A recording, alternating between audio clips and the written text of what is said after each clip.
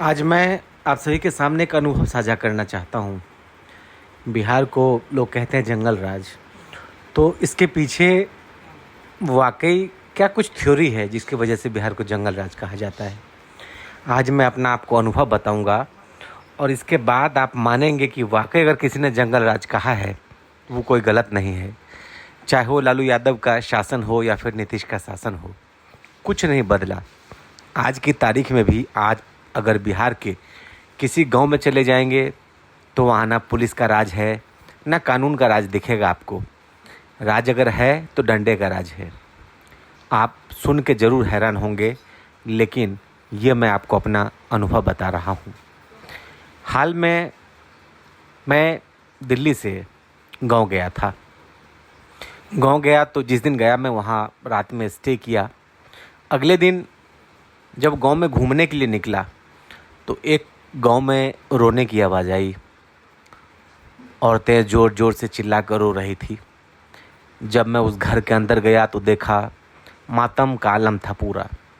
मैंने जानना चाहा कि आखिर क्या हुआ, क्यों रो रहे हैं आप लोग, मैंने पूछा। तो पता चला कि उनके घर के बच्चे को सर फोड़ दिया है किसी ने। 2 टाके 3 टाके पड़े हैं। मैंने कहा जिसको टाके पड़े हैं वो कहाँ है?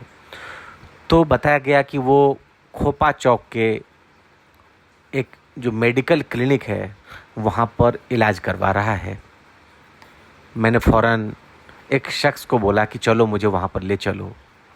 मैं उसके बाइक पे पीछे बैठ गया और खोपा पहुँच गया। वहाँ पहुँचने के बाद देखा कि जिसके सिर में टाके पड़े थे वो अपने दोस्तों को फ़ोन कर कुछ और गुंडों को बुला रहा था कि आओ और हम लोग चलेंगे, जिसने हमें मारा है उसकी लाशें बिछा देंगे। इस तरह की बातें कर रहा था वो। जब जिसको चोट लगी उसके फादर मेरे पास आया। उसने कहा कि आप इसको रोकिए, आप इसको संभालिए, नहीं तो स्थिति बहुत ही बदतर हो जाएगी और कुछ भी हो सकता है। मुझे लगा वाकई स्थिति गंभीर है और अगर मैं बाहर से शहर से गांव आया हूं तो मेरे सामने अगर ये कुछ होगा, अनहोनी होगा, तो वो अच्छा नहीं होगा। तो इसीलिए इस पर कंट्रोल करने की ज़िम्मेवारी मुझे लगा कि मेरे ऊपर है। मुझे इस चीज़ को अलग तरीके से हैंडल करना चाहिए, बजाय इसके कि ये मारपीट के रूप में आगे बढ़े। मैंने उसको फ़ौरन कहा कि ठीक है, पहले थाने चलना है, लेकिन थाने से पहले चलो एमएलसी कराते हैं। तो मैं खोपा चौक से उसको ले गया फुलपरास के सरकारी हॉस्पिटल। वहाँ पर जिसके टाके पड़े थे उसके साथ में उसका चाचा भी था। नाम था उसका कपिल देव कामत। कपिल देव कामत और उसके भतीजे दोनों को ले गया उस हॉस्पिटल में, फुलपरास के हॉस्पिटल में, सरकारी हॉस्पिटल में। वहाँ उसका एमएलसी करवाया। करीब 1 से 2 घंटे का वक्त लगा।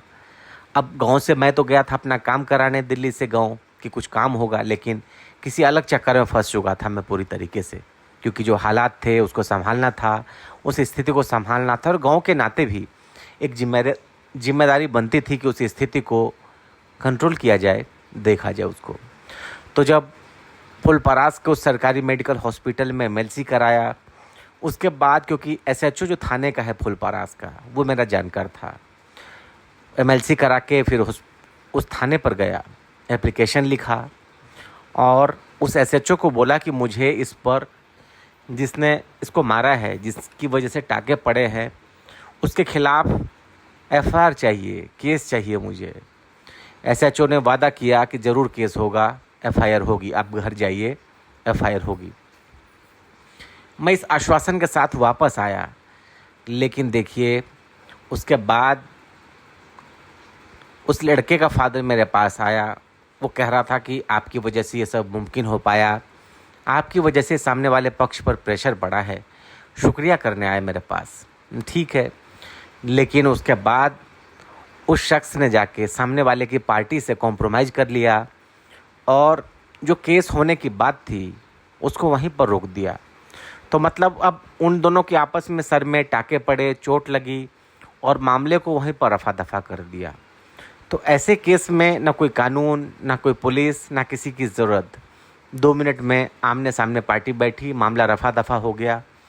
अब ऐसे में जो थर्ड पर्सन था, जो दिल्ली से आया था, जो स्थिति को कंट्रोल कर रहा था, उसको लगा कि भाई फिर जब आपस में इन लोगों को आगे बढ़ना नहीं था, मार खा के भी जब सामने वाली पार्टी संतुष्ट थी, तो फिर मैं क्यों उसके पीछे पड़ा था कि इसको केस किया जाए, सामने वाले को दंड दिया जाए, सामने वाले को सीख दिया जाए। तो उसके बाद अगले दिन सामने वाली पार्टी जिसने मारा था वो पूरे पंच लेकर के गांव आया। मुझे बुलाया गया, आप चलिए पंचायती में आप बैठिए। मैंने कहा भाई जब सामने वाली पार्टी चाह ही नहीं रही कि हम आगे बढ़े हैं तो फिर मैं क्यों करूँगा, पंचायती में क्या करूँगा मैं वहाँ पर। मैं ठीक है, जैसा पंच ही डिसाइड करना, जब कानून का कुछ यहाँ पर राजी नहीं है, जब कानून को फैसला ही नहीं करना है, जब आपस में एक पार्टी ने मार खा लिया, दूसरे ने मारा, अब आपस में पंचायती करके आप लोग फैसला कर रहे हो, तो इसमें डिसाइड क्या करना है। तो ये एक तरीके से बिहार का जंगल राज है। मैंने अपने आप को वहाँ से पीछे खींचा और उसके बाद ये एक मेरे लिए भी सीख थी कि जब वहाँ पर इस तरीके से दो लोग लड़ रहे हों तो मुझे लगता है कि बेहतर यही है कि आप या तो चुप हो जाइए, शांत बैठ जाइए, आंखें बंद कर लीजिए।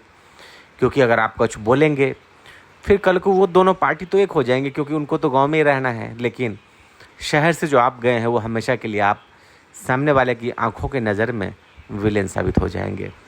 जाहिर तौर पर समझ गए होंगे आप कि ये बिहार का जंगल राज है। और आगे भी जब आप भी बिहार जाएं, अपने गांव में जाएं, तो ज़रूर इस एक्सपीरियंस के साथ उसको अमल करें। बहुत शुक्रिया आप सभी का। चैनल को अच्छा लगे तो इसको लाइक करिए, सब्सक्राइब करिए और इसको शेयर करिए। बहुत शुक्रिया आप सभी का।